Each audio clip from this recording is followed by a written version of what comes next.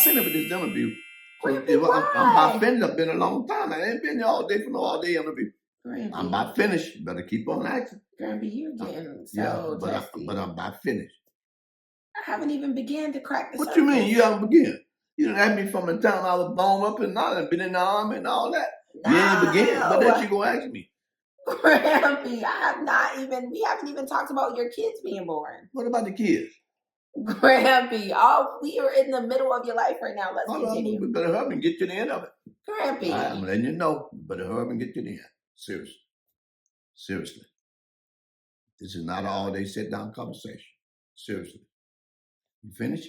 No, Grampy. Let's go on and ask the question. It's okay, Grampy. Don't worry. We can try another day. No, we ain't trying. This is it. Well, I have a lot of questions. You got too many questions.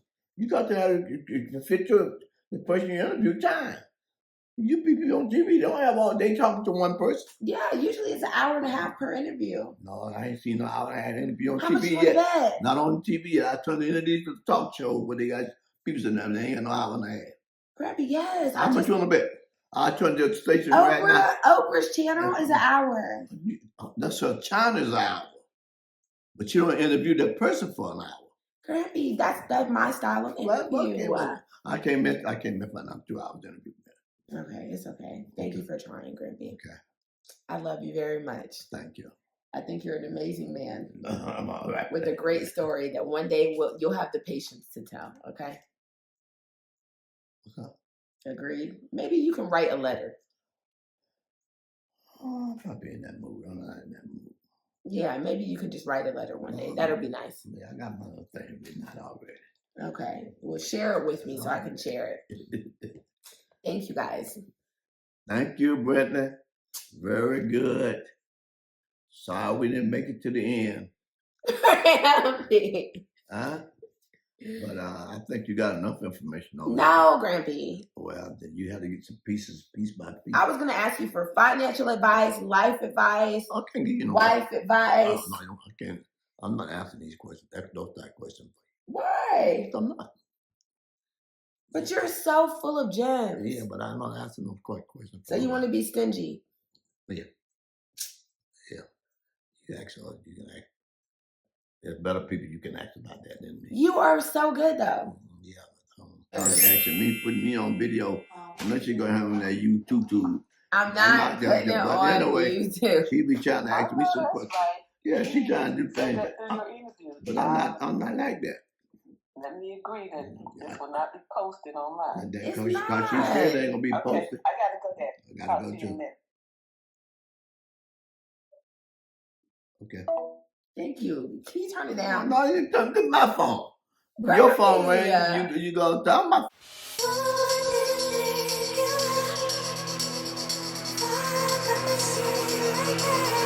This is something that I've been very excited about. Remember, our whole purpose here is bridging diaspora gaps, right? So today I have a big gap bridger here. His name is Arthur, and guess what his last name is? Caldwell. Wow. So I'm guessing that means that we might be related somehow. Possibility. Do you want to share how we are related? Well, you say I'm your grandfather. Yes, I've heard around it. You might be my granddaddy. So you guys, this is my grandfather, Arthur Caldwell. And he really has a lot of knowledge in him that I have so many questions about. So before we get started off, I do want to kind of familiarize him with the way that these interviews go. This is a safe space. Do we know what that is? Yeah. What is that? Safe space. Ain't nobody gonna get in unless you let them in. Well, we kind of use it different here. This is a safe space for you to be yourself, to be honest, and to feel non-judged, to feel safe for emotional vulnerability. How does that make you feel? Make me feel safe. I'm doing my job. God is good. I am doing my job. So, well, let's first start off. What year were you born, Mr. Caldwell? Well, I don't know for exactly for sure because we didn't have birth certificate back then. They tell me anywhere between 1930 and 1943. That's a 13-year gap. Well, that's until you asked me a question. Yeah. So I'm answering you. When did you remember ever getting like your first form of documentation? When did you have to get a birth certificate, or you get what I'm saying? Because eventually you had to have a document to get the things that you have. So when was that first time that you remember like, dang, this is a piece of paper legitimizing my existence as an American? When I went into the Army. You went into the Army. Yeah. What year did you go into the Army? 1953. Okay, so that's a big gap between when you were born and then when you entered the Army. What was life like? Where did you grow up?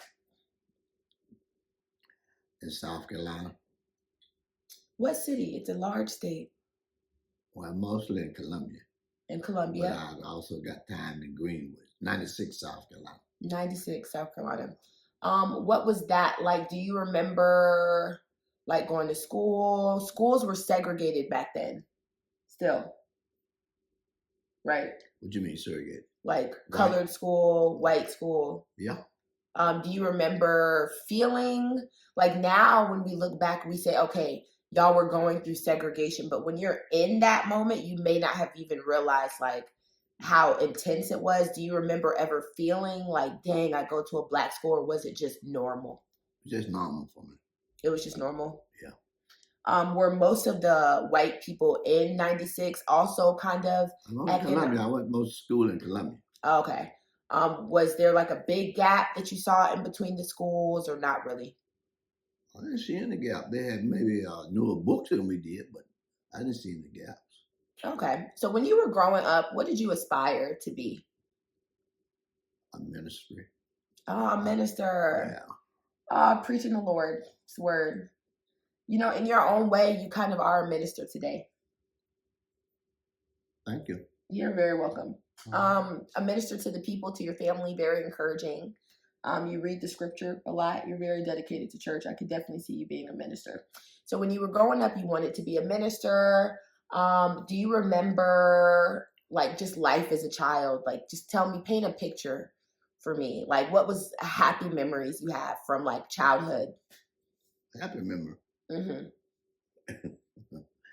Happy memories on Sundays when we had a special meal in the house. Special people came over. Who were those special people? Well, my mama, guess, our friends, other family members, people from the church, special people like that. What would your mom cook? Oh, man. Most of the time, chicken and pork chop. Chicken and pork chops. Chicken and all pork chop, yeah. What was your favorite side dish? I like black eyed peas. Black eyed peas. And sweet potatoes. Oh, yeah, you just had a sweet potato last night. What I got to do with my interview? He just had a sweet potato. So how many siblings did you have? 3. 3.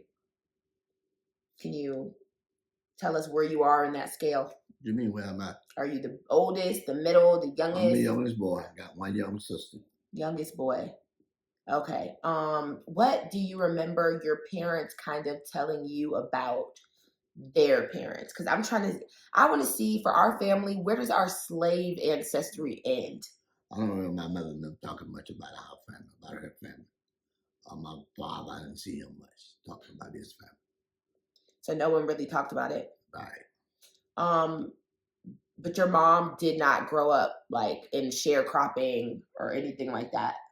No. That was far. Yeah. Have you ever wondered about our family and where the origins of slavery have come from? No. I know all the slavery came from Africa. A long time ago. That's where slavery came from.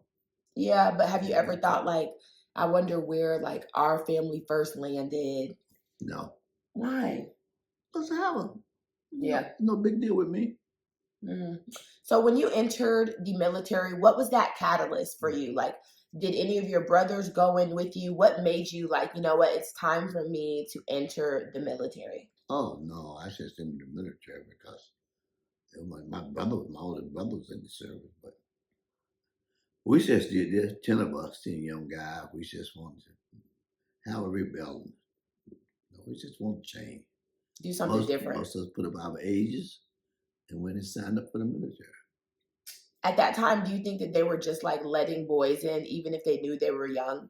Yeah, because the war was going on. Mm. When you went off, were you prepared to not come back? On one hand, I was prepared. No, anything can happen in the military, but those who went to Korea where they was fighting it. So that's life. Yeah. What was the training process like for you? What you mean, to be a soldier? Hmm. Not fun. A little hard, but it was fun. What was it like with desegregation in the Army? Well, desegregation came in about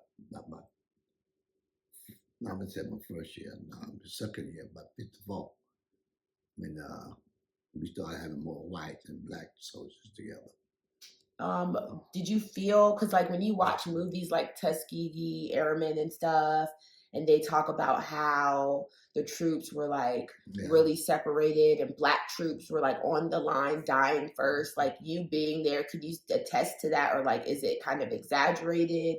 Like, what did you see personally as yourself being a black man in a black troop? Well, I can say we was first in the line because a lot of times they won't let the blacks be up front. We were more than support troops, taking their, bringing in gas and food and stuff. Most of the time, the white guy was really up front. Hmm. What were you doing? What was your role? Logistic. I took care of bringing in supplies and stuff like that to troops. Doing that? How long were you in Korea? A year. Just 1 year. Mm-hmm. Did you fight in Vietnam? I was in Vietnam, yes. Which war do you think was the most stressful on you? Probably Vietnam. Why? Because I got married then. Really all, I had kids. So after you came back from the Korean War, what was that like? Do you remember the GI Bill, when the GI Bill passed? I don't know what it passed, but I remember. So do you, a lot of people have actually went back and blamed the GI Bill on the reason why Black people are still behind today. And they said that during the giving of the GI Bill, soldiers, white soldiers specifically, came back from war and were able to like get access to home loans, get business loans, and get all these things through the GI Bill, like school loans and stuff, that Black soldiers did not have easy access to as much. So they were basically saying that Black soldiers after that war did not get the same benefits from the GI Bill as the white counterparts. I disagree with that. You disagree? You got the same benefit, but you might have had to go through a little bit more strain. It was a little harder for you to get it, but the benefit was there. It was up to the people that you was talking to. Each lender is taking home loan, for example. Each bank had their own standards. And that's how it is today. If you want to look at it, as far as mortgage and loan for business, the opportunity is there, but it's still whatever bank you're dealing with. Mm. The government can only pass a law and say this is available for you. And they give the lenders the guideline on what to follow to grant you the loan. But each lender got his own strength. Some got strength and some got weakness. Some can take a bigger change. Some can't take a bigger change. Some want you to do, you got to meet the guideline completely straight.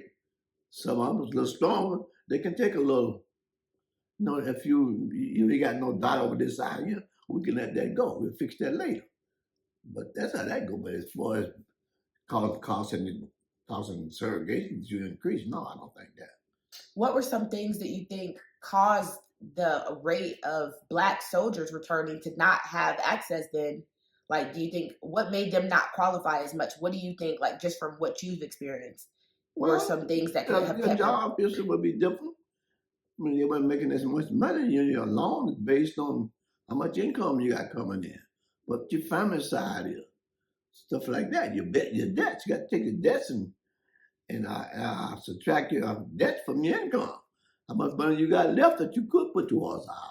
And pay wasn't equalized. It's still not equalized, even not today. Women and men and Blacks too. But that's how that works. So there's nothing you can do about that but try to get a better job. Yeah. So I don't even blame society for that.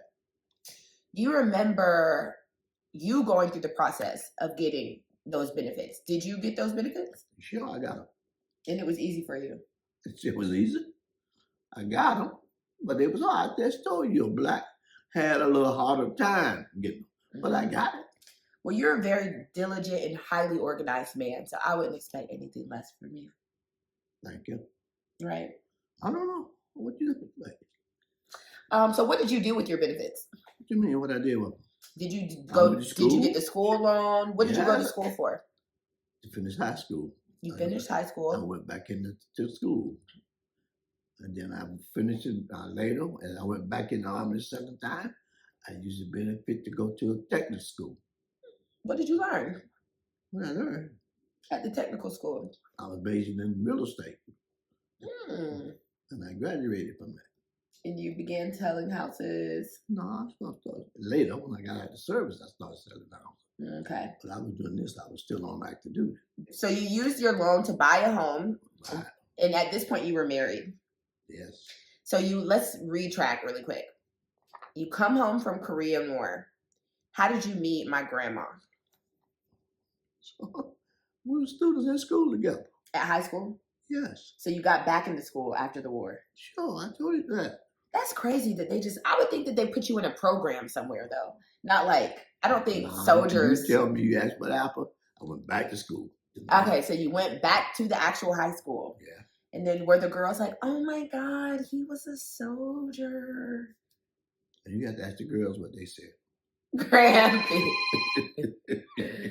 Okay, so you go back to actual physical high school, and that's where you meet your future wife. What kind of attracted you to her as a girlfriend and a future partner?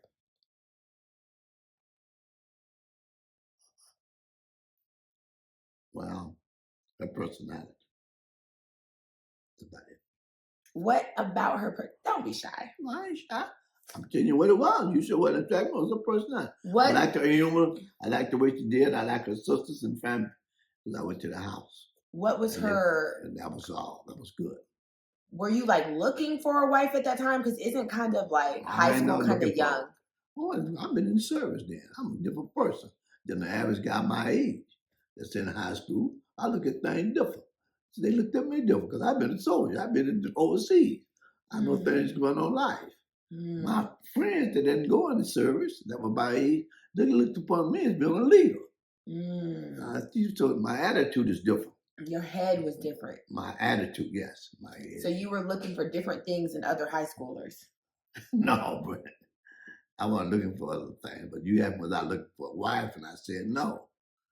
I wasn't looking for a wife. There's a lot of other influence. My mother had just died, stuff like that. A lot of things went on in that. How did life change for you after your mother passed when you were in high school? We can reflect on these questions together. No, I can't reflect on that. Just made me more. I didn't say my mother passed while I was in high school.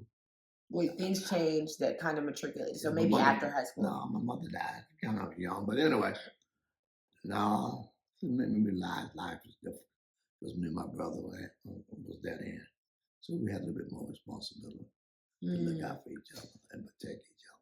Was your mom happy or like sad when you entered the force? I went to the Army. She was sad because I put my age up. Yeah, I thought to get out. I could have had her to get me out, but I said, no, I want to stay. The oldest guy in the crowd, he was 15.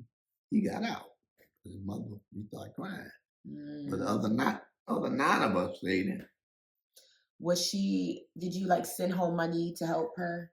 Sure. Yeah? Sure. Was she able to like get benefits as well? What do you mean get benefits? Like, you know how you medical benefits? Yeah. No, she wasn't independent. Okay. No, different if for me, if I got hurt, she could take me to the doctor. But she wasn't my benefactor. I'm your benefactor. You understand? Yeah. I guess you understand what I'm saying. I'm saying, that can file. I'm trying to get you. You too busy. No, you too busy. I'm gonna be. No, just share it. See what she wants. I call well. Hey, David, this Sherry calling to let you know your package is.